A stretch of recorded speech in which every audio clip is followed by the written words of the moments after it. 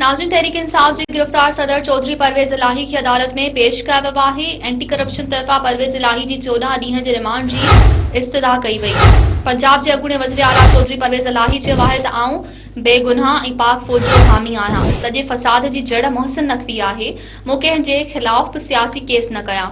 Media सां गैर रस्मी ॻाल्हि ॿोल में परवेज़ इलाही वधीक चयो आहे त पीटीआई कारकुननि लाइ पैगाम आहे त मज़बूत रहनि, घबराइणो नाहे। नाज़रीन, अवां खे हिकु भेरो ॿीहर अहम ख़बर ॾियूं पिया त तहरीक इंसाफ जे गिरफ़्तार सदर चौधरी परवेज़ इलाही खे अदालत में पेश कया वियो आहे। एंटी करप्शन तरफ़ां परवेज़ इलाही जी 14 ॾींहं जे रिमांड जी इस्तदा कई वई आहे। पंजाब जे अॻूणे वज़ीर आला चौधरी परवेज़ इलाही चयो आहे त आऊं बेगुनाह ऐं पाक फ़ौज जो हामी आहियां। सॼे फ़साद जी जड़ मोहसिन नक़वी आहे। मूं कंहिं जे ख़िलाफ़ बि सियासी केस न कया।